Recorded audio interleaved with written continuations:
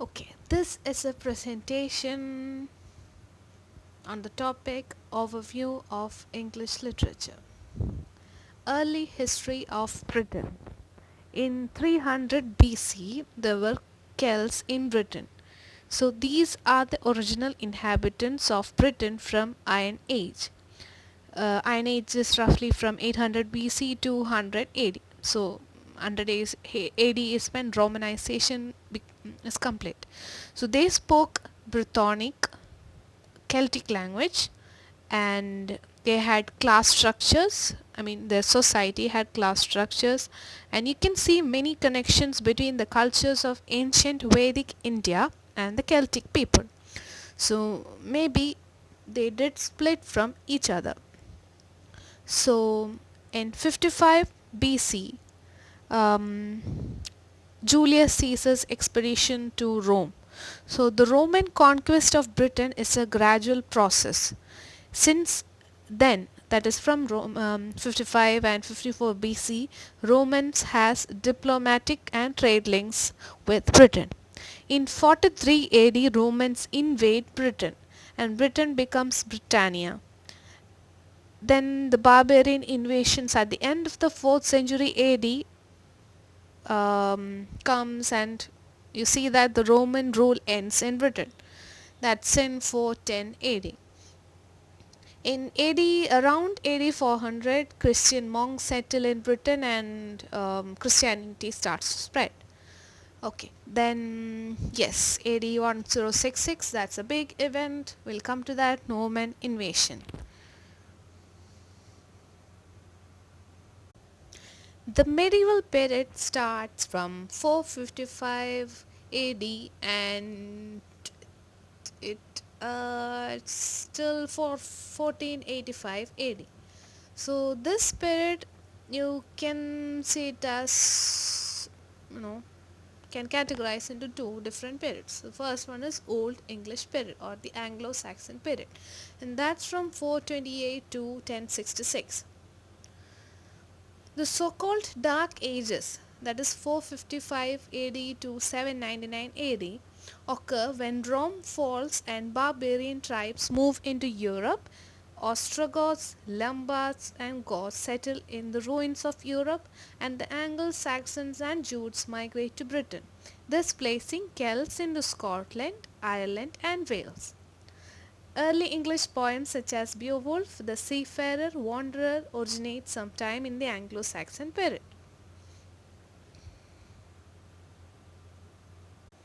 Now, why did or how did the Anglo-Saxon come here to Britain? Okay, so when the Romans left Britain, the warlord Vortigern invited the Saxons to assist in fighting the Picts, Scots and Irish. So they invaded Britain in the 5th century. So from here on out, it's Old English period. King Arthur, you must have heard of him. He comes in the early 6th century. Christianity arrived with the Gregorian mission in 597. An important sub-period will be the Viking Age in Britain, that is 800 to 1066. Okay, about Anglo-Saxon period. So in this period, religion offers no hope of an afterlife. The bards sing, they strung the harp, and they sing of heroic deeds of warriors who gains immortality through their songs. So it's ultimate, moreover, sorrow and ultimate futility of life. And the literature trend you can see is alliterative. It's alliterative. People values earthly virtues of bravery, loyalty, generosity and friendship. Bold and strong, mournful and elegiac. Well,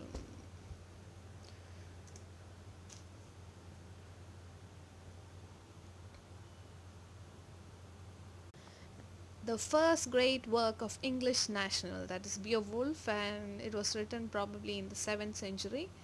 Other works include Seafarer and Wanderer.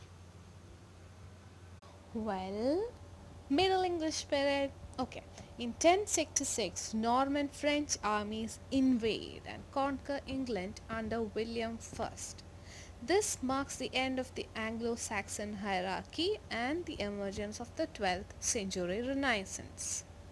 French chivalric romances such as works by Chrétien de Troyes and French fables such as the works of Mary de France and Jean de Meun, well, pardon my French pronunciation please, okay, they spread in popularity.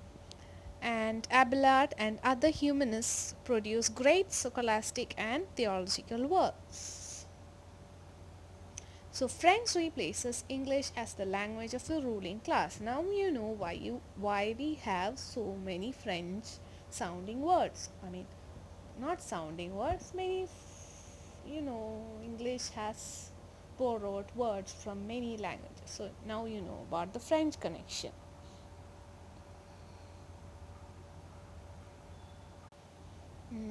Now that's an important period. Later, High Medieval Period, 1200 AD to 1485. This often tumultuous period is marked by the Middle English writings of Geoffrey Chaucer, who doesn't know him, Canterbury Tales, and a dozen other works. No, not a dozen. Okay, some other works. Okay.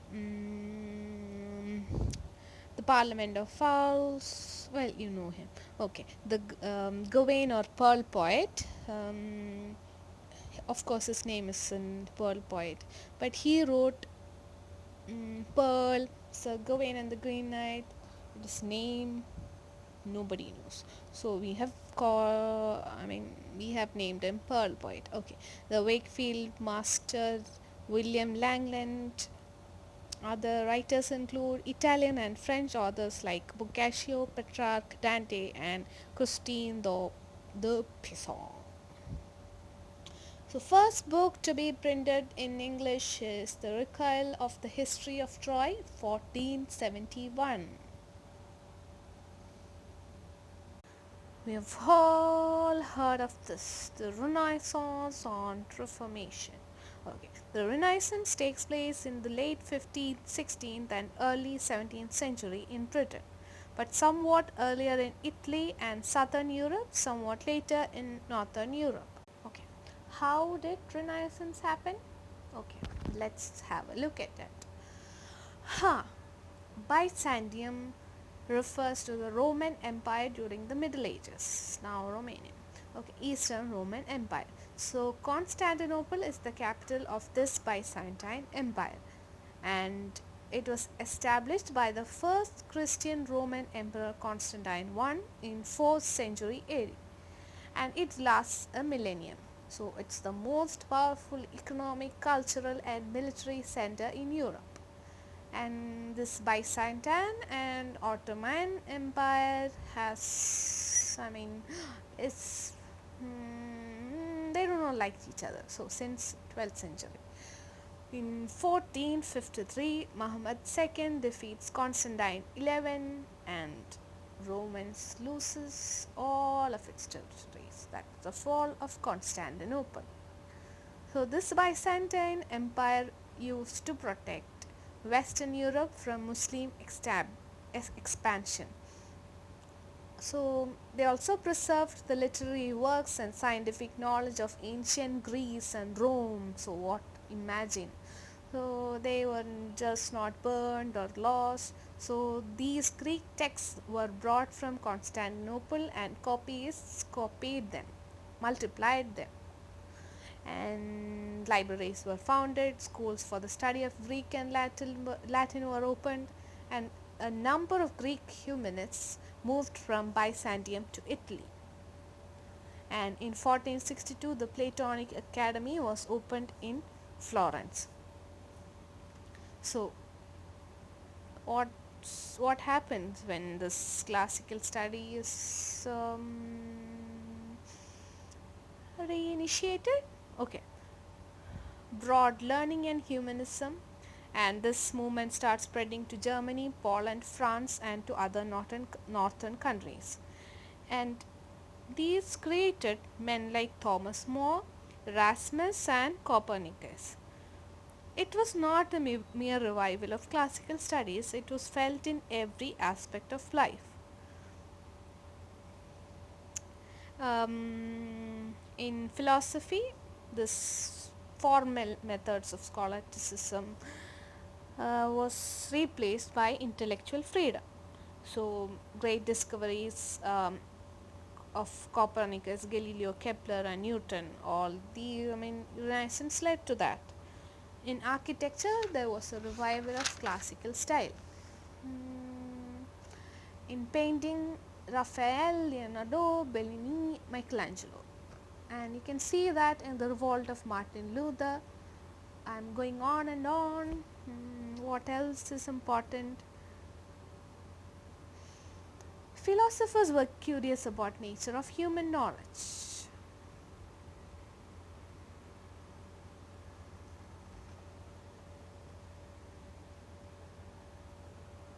Okay, now to the early Tudor period, 1485 to 1600, Renaissance and Reformation. Okay, early Tudor period, 1485 to 1558. The Wars of the Roses ends in England with Henry Tudor, Henry VII, claiming the throne. As a reminder, Wars of the Roses starts in 1455. So it's the war between York. White Rose symbolizes them versus Lancaster. Red Rose. Coming back. Martin Luther's split with Rome marks the emergence of Protestantism. And also Henry VIII's Anglican schism, which creates the first Protestant church in England. Edmund Spenser is a sample poet. Edmund Spenser, you know him, Epithalamion, Prothalamion, Shepherd's Calendar, Fairy Queen. Elizabethan period. Elizabethan period, Queen Elizabeth saves England from both Spanish invasion and internal squabbles at home. The early works of Shakespeare, Marlowe, Kidd and Sidney marks Elizabeth's reign. It's known as the Golden Age in English history. Why? Okay. This was a period when the country emerged from the Middle Ages into the Renaissance, and it was extravagant and brutal. So all these people were wearing elaborate ornate clothing, language and manners. Was growing fast. So glory, England was bathing in glory. So Queen Elizabeth was a representation of beauty and greatness, and it became one of the most powerful countries in the world. So after defeating the Spanish Armada, so England began or it it became intensely interested in the past, patriotic. So that's why historical plays thrived.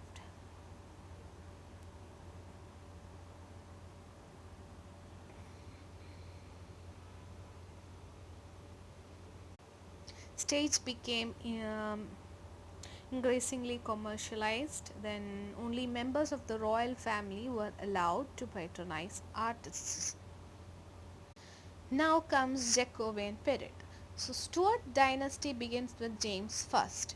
Shakespeare's most prominent plays, including King Lear, Macbeth and The Tempest, comes in this period. Powerful works by John Webster, Thomas Middleton, John Ford, Ben Jonson and John Donne. In prose, the most representative works Francis Bacon and the King James Bible, 1611.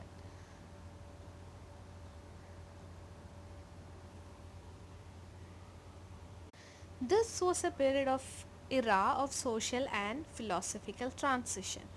Became increasingly dark and ambiguous drama of the period. Is astronomy could say that the Christian humanism was being challenged. Why Shakespeare is mostly associated with Elizabethan period? Because he is mostly associated with the Elizabethan sensibility, um, a sense of justice, that if you do evil you will be judged, or believe that evil will be ultimately overcome by moral harmony.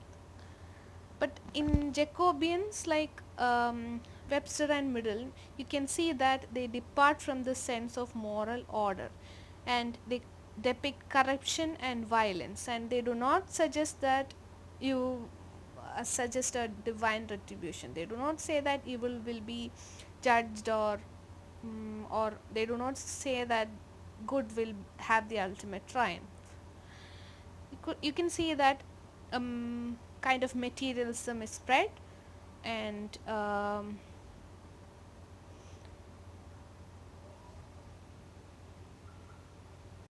Caroline Age, John Milton, George Herbert, Robert Herrick, the sons of Ben, and others write during the reign of Charles I, and also Cavalier poets. Okay, so here also you can see this religious, political, and social conflict between the king and the supporters, termed the Royalist Party and the Puritans. So it's almost as a foreboding of what's going to come next.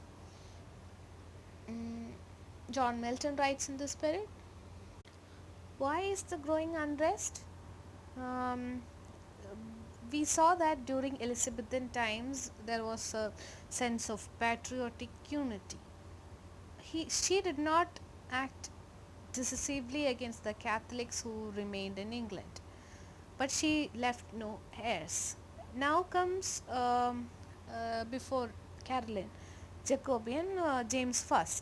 Okay, so he is a Stuart, and he was brought up in Scottish court, and he followed the manners of French court, and he sort of believed in divine right and anti-parliamentary, you can say.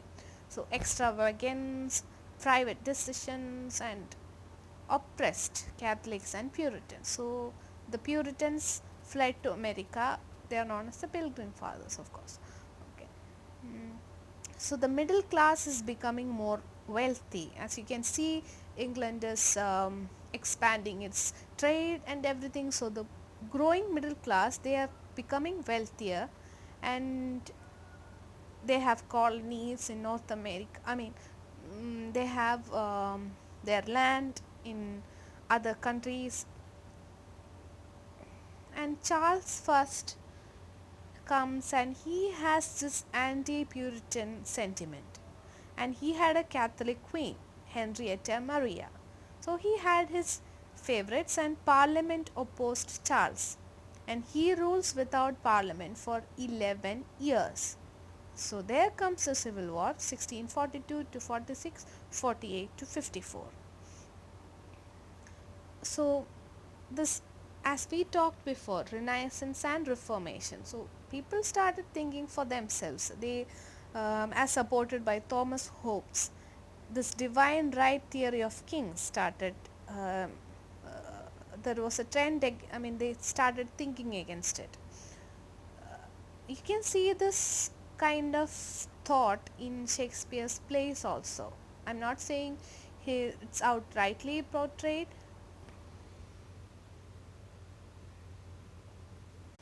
In Julius Caesar, that play serves as a warning to modern political theorists. Roman Republic and sort of like a one-man rule, that kind of strain. So aristocracy, they were supporting, and its dependents were cavaliers. They supported the king, but commercial and trading classes supported the parliament because they were becoming wealthy, but they didn't have that sort of royal, and in 1642 theatres are closed. Puritan attacks on professional theatre and female actresses. King is beheaded in 1649, and Oliver Cromwell becomes the Lord Protector.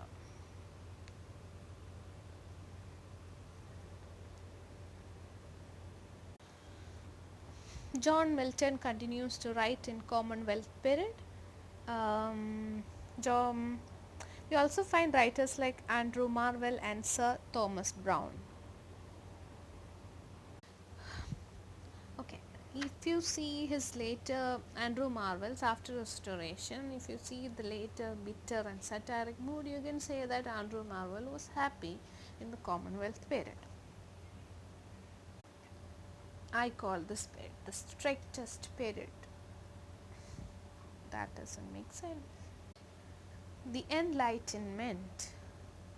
Neoclassical refers to the increased influence of classical literature upon these centuries. The neoclassical period is also called the Enlightenment due to the increased reverence for logic and disdain for superstition. The period is marked by the rise of deism, intellectual backlash against earlier Puritanism, and America's revolution against England. The Restoration. King Charles II, the exiled Stuart king, was restored to the English throne. 1685 to 1688, James II. James II was the second son of Charles I. So when Charles II died, he came to power. So he was pro-French and pro-Catholic. James Scott, the Duke of Monmouth, was Charles II's illegitimate son. The illegitimate son of the person who died before, not the person, the king. Okay, so this James Scott in 1685, he attempts to overthrow James, and this comes to be known as the Monmouth Rebellion. And in 1688, to James II, a Catholic heir was born. So this creates again political tension in England. In 1688, this ends Restoration. The James's Protestant son-in-law and nephew, William III of Orange, and his wife, they comes with their army, and the bloodless revolution or glorious revolution of 1688 brings William III of Orange and his wife Mary II, that is James's eldest daughter, to the throne. So here on, dominance of French and classical influences on poetry and drama. Writers John Dryden, John Locke, Samuel Pepys, Sir William Temple, and Aphra Behn. And abroad you can see Molière and Racine.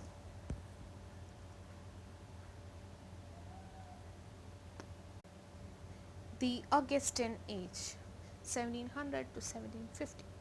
This period is marked by the imitation of Virgil and Horace's literature in English. The principal English writers include Addison, Steele, Swift, Pope, and abroad Voltaire. So you then starts bold political writings in all genres. So there's a shift from old courtly concerns and there's a shift towards modern sensibility. Satire is an important form in this period. The essay, satire and dialogue thrived in the age, and the English novel truly began as a serious art form. The Age of Johnson. This period marks the transition toward the upcoming Romanticism, but still mostly the period is neoclassical. Neoclassical, some features. Originality is not important. The function of poetry is to instruct and delight. Style and diction of poetry is important. Decorum is important. Then universal truths, general ideas. Okay. Samuel Johnson, Boswell, and Edward Gibbon, they represent the neoclassical tendencies. But when you look at writers like Robert Burns, Thomas Gray, Cowper, and Krabish, they show a movement away from the neoclassical ideal. In America, this period is called the colonial period. It includes colonial and revolutionary writers like Ben Franklin, Thomas Jefferson, and Thomas Paine. Romantic period. So romantic poets write about nature, imagination, and individuality. Some romantics include Coleridge, Blake, Keats, and Shelley, and Johann von Goethe in Germany. Jane Austen also writes at this time, though she is not typically categorized with the male romantic writers. So it starts in 1798 with the publication of the lyrical ballads by Wordsworth and Coleridge. Mm,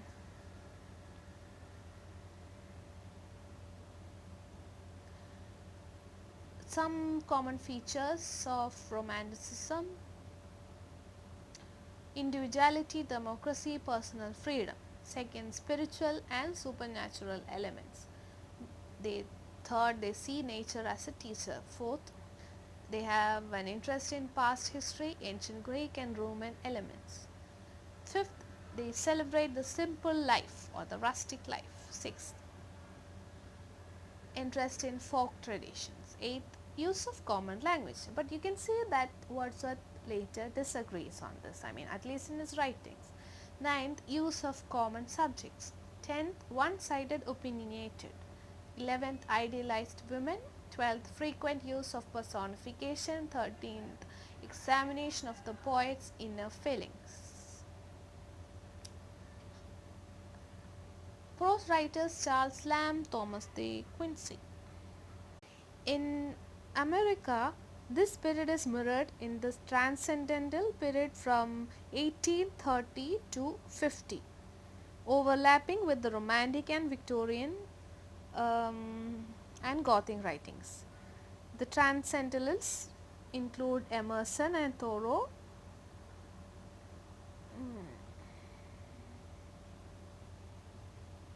Victorian period and the 19th century.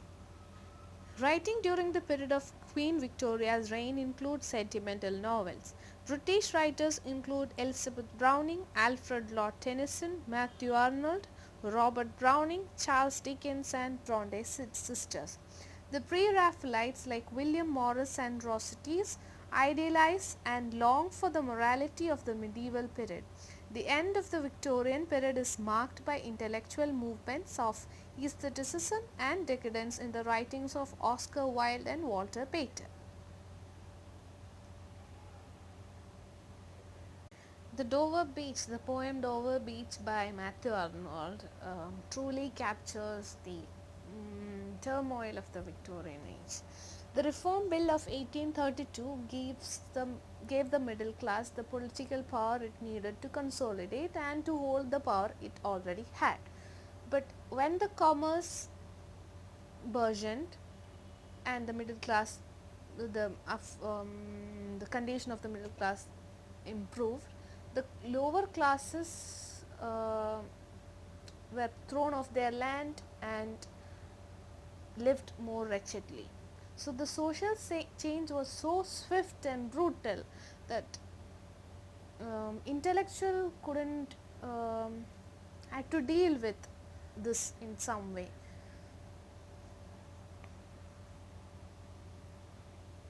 An important characteristics have skepticism, then materialism, and thoughts such as utilitarianism. Modern period. In Britain, modernist writers include W.B. Yeats, Seamus Heaney, Dylan Thomas, W.H. Auden, and Virginia Woolf, and Wilfred Owen.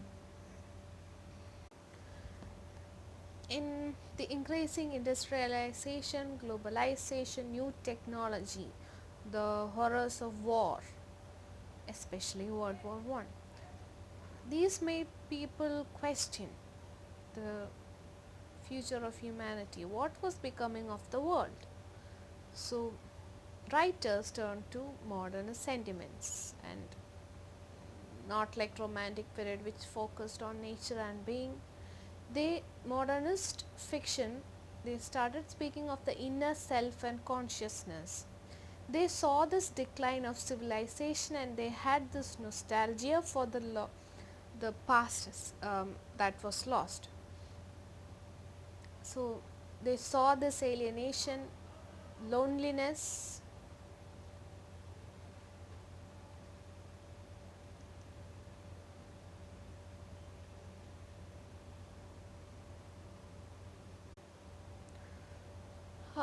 Most modernist fiction is cast in first person, and it mostly stream of consciousness technique, irony, satire, paradox, all these to point out society's ills. You can feel that the story is going nowhere. That's exactly what they want, what they were experiencing. In America, the modernist period include Robert Frost and Flannery O'Connor, as well as the famous writers of the Lost Generation, also called writers of the Jazz Age, such as Hemingway, Stein, Fitzgerald, and Faulkner. The Harlem Renaissance marks the rise of black writers such as Baldwin and Ellison. Realism is the dominant fashion, but the disillusionment with the world leads to new experiments. Postmodern period. It's characterized by the narrative techniques such as fragmentation, paradox, unreliable narrator, and it's a style which emerged in the post-World War II era. It was seen as a response against dogmatic following of Enlightenment thinking and modernist approaches to literature. So in modernist literature you can see that there's a nostalgia for the past, but in postmodern literature they embrace this chaos. Lawrence Sterne's 18th century satire Tristram Shandy can be considered by some in some ways as an early example of postmodern literature.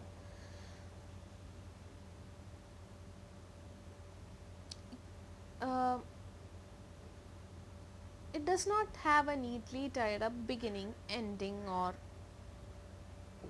the chaos that the writers felt. You can see those in the works.